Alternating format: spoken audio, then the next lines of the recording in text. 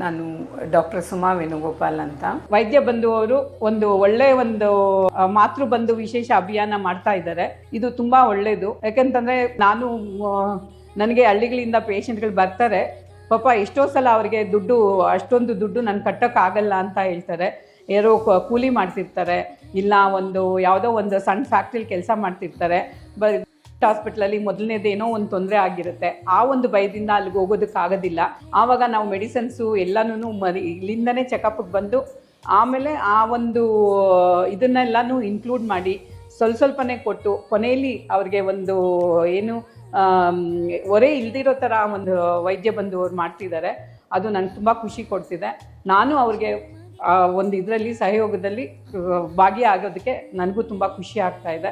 ನಾನು ಅದರಲ್ಲಿ ಭಾಗಿಯಾಗ್ತಾ ಇದ್ದೀನಲ್ಲ ಅನ್ನೋದು ಒಂದು ಹೆಮ್ಮೆ ಇದೆ ನನಗೆ.